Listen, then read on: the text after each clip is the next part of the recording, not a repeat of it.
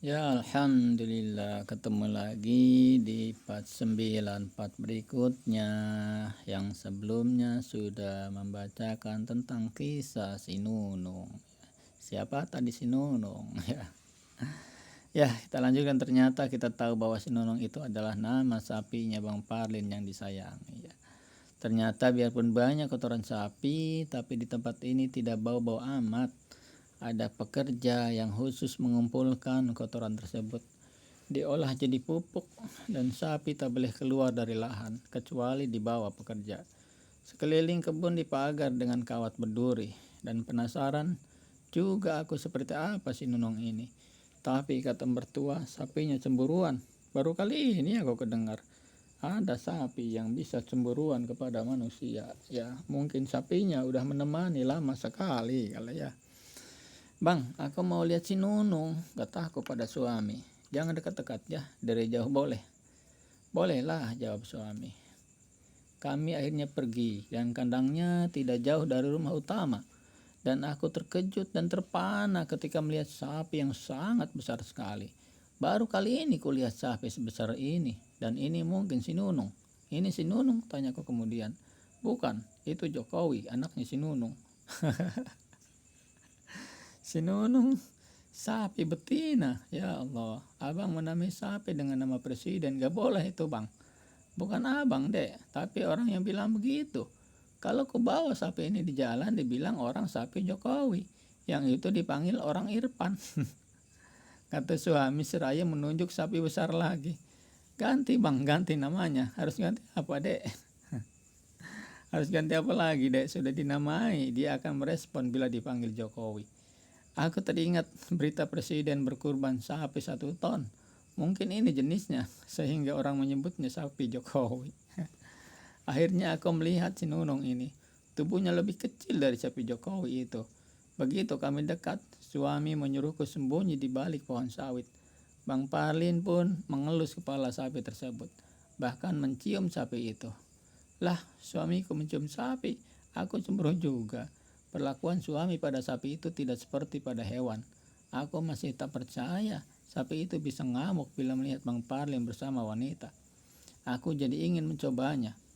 Pelan-pelan aku berjalan dan langsung melompat ke punggung suami. Ternyata benar, sapi itu meronta.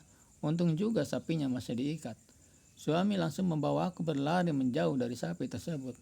Kuat juga Bang Parlin berlari sambil menggendong aku di belakang. Bagaimana bisa? Tanyaku heran. Ya begitulah. Aku mengurusnya sejak umur 1 tahun dan ini sapi pertamaku. Entah sudah berapa banyak susunya aku minum. Anaknya sudah 6. Hasilnya sudah ratusan juta. Abang sayang kali sama dia, kata Bang Parlin ketika kami sudah menjauh. Kami terus berjalan berkeliling kebun dan suami lalu menggiring satu sapi cukup besar. Sapi yang lain mengikuti. Lalu kami keluar dari kebun, berjalan kaki agak jauh dan sampai tiba di pinggir sungai. Bang Parlin mengikat satu sapi, hanya satu, yang lain dibiarkan merumput di sekitar pinggir sungai. Ya, beginilah kehidupanku tiap hari selama 20 tahun, kata Bang Parlin. Damai bang, kata aku seraya bersandar di pundaknya. Suami lalu mengeluarkan seruling dari tas ranselnya. Kemudian memainkan seruling tersebut. Suaranya mendayu-dayu, benar-benar damai rasanya. Dan sampai sore baru sapi digiring kembali masuk kebun. Ternyata mudah untuk menggiringnya. Mereka sudah tahu jalan pulang. Hanya satu sapi yang dipegang talinya. Si Nunung akhirnya dijemput orang. Kata suami akan dibawa ke rumah potong hewan untuk dipotong dan dijual. Melihat Bang Parlin sampai menangis melepas kepergian si Nunung membuatku terharu sekali cemburu. Dan suami menciumi kepala sapi itu sebelum digiring naik ke truk. Berapa nomor rekening kita dek? Kata mereka, kalau ada nomor rekening kirim lewat rekening saja uangnya. Jauh dari kota ngantar kemari, kata suami. Aku mana tahu bang, yang punya rekening abang bukan mana. Tinggal di Medan dek, nomor rekening ada. Ada, kalau nomor rekeningku tentu saja aku hafal. Ya udah tulis di sini. Uangnya untuk ade juga ya, kata suami seraya memberikan secari kertas. Ternyata benar, uangnya untukku. Aku jadi terharu. Mau kutanya juga berapa harga sapi begini, tapi takut dikira matre. Padahal betul, aku sudah berhayal berapa kira-kira uang sapi tersebut. Isi rekeningku tak pernah lebih dari 3 juta. Dan kini akan bertambah 1 sapi. Dan ayah mertua banyak bercerita tentang Bang Parlin. Banyak yang di luar dugaanku. Tadinya aku kira kebun sawit itu warisan. Ternyata bukan. Bang Parlin yang buka kebun itu pertama. Didanai oleh seorang dokter tetangga mereka. Dan kebun itu juga bukan desa asli mereka. Hanya tempat berusaha. Desa mereka masih jauh dari situ. Tadinya aku kira orang tua Bang Parlin kaya raya sehingga bisa beli kebun luas. Ternyata tidak. Semua dimulai Bang Parlin dari nol. Mereka kaya setelah sawit panen. Dan Bang Parlin juga yang membuka jalan saudaranya yang lain. Dia yang berikan modal, buka peternakan di tempat lain. Luar biasa suamiku ini. Dan setelah 3 hari di kampung, tiba waktunya kami akan pulang ke Medan. Aku mulai resah membayangkan perjalanan yang melelahkan selama 15 jam. Temanku yang sopir taksi online tetap setia menunggu kami. Padahal janjinya cuma sekali pergi, tapi dia tetap ngotot menunggu. Karena kosong menuju Medan akan merugi. Dan suami malah membayar taksi tersebut 1 juta sehari. 6 hari sama di jalan supir taksi dapat total 6 juta. Itu gaji standar deh, kata suami ketika aku protes kemahalan. Kenapa beli mobil gini bang, entah Fortuner atau Pajero? Tanya aku pada suami ketika kami sudah di perjalanan pulang. Kembali ke kebutuhan atau keinginan deh, kami hanya butuh truk. Harga truk itu setara Fortuner. Yang dibutuhkan angkut sawit atau angkut sapi.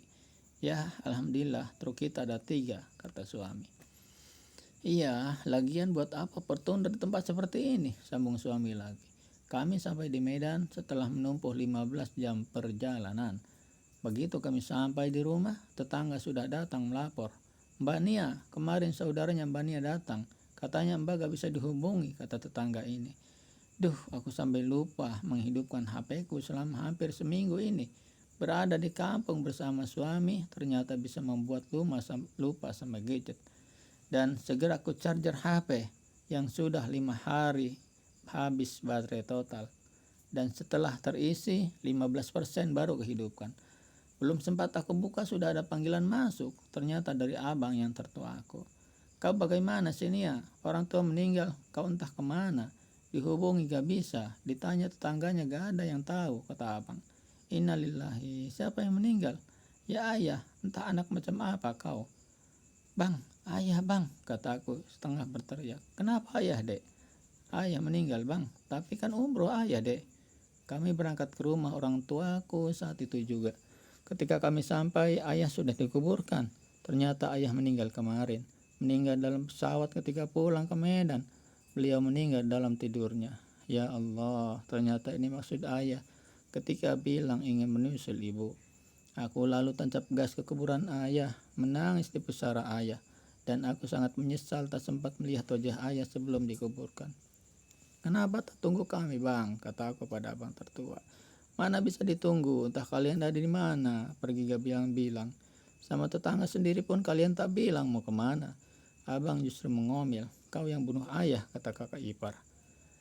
Loh kok aku? Ya kaulah sama suamimu itu. Kalian kasih ayah uang haram hasil ngepet. Akhirnya ayah yang dapat akibatnya. Uang haram dipakai untuk umroh ya gitu, sambung abangku. Astagfirullah. Aku terdiam tak mampu bicara lagi. Sudah sedih begini masih dituduh membunuh ayah sendiri. Sekarang pilih Nia, kami saudaramu atau lelaki ngepet itu. Kami tak ingin punya saudara begitu. Nanti kami kena imbasnya seperti ayah, kata kakakku. Ya Allah, kalian menuduh sembarangan. Bukan sembarangan, tapi kami bicara fakta. Sudah kami selidiki tetangga kalian. Memang dia gak pernah kerja. Malam pun di rumah aja, kata abangku. Kalian salah paham bang, bukan seperti itu. Suamiku akhirnya bicara. Salah paham apanya lagi? Sudah terbukti uang haram dibawa ke tanah suci. Ya begini akibatnya. Tega kau, sekarang ceraikan adikku, kata abangku. Akan kuceraikan bila Nia yang minta. Tapi tidak akan kuceraikan kalau kalian yang suruh, kata suami. Pergi kau dari sini, dasar ngepet. Tar uang kami nanti yang kau ambil, kata kakakku. Boleh kujelaskan? Tanya suami lagi. Oke, ya. Kami tak butuh penjelasan lagi, sudah jelas sekarang. Kau bahkan bawa adik kami entah kemana, padahal kalian tahu jadwal kedatangan ayah, kata abangku. Baik, kami pergi, ayo Dek, kata suami seraya mengelurkan tangannya. Kalau kau pergi, kau bukan saudara kami lagi, ancam abangku. Aku pilih suami yang baru ku kenal 3 bulan, atau saudara seketurunan. Lanjut. Nah, ternyata pergi, dan bagaimana nasibnya ya? Setelah Bang Parlin atau Nia yang pergi, lalu selanjutnya apakah masih, ya kita lanjutkan saja di bab selanjutnya ya. Ya demikian di bab 9 ya, kedatangan Bang Parlin sama Nia ternyata ya disambut sama kakak-kakak adik-adiknya itu dengan bahasa yang lain. Oke, kita lanjutkan di bab berikutnya. Ini kita tutup dulu. Wassalamualaikum warahmatullahi wabarakatuh.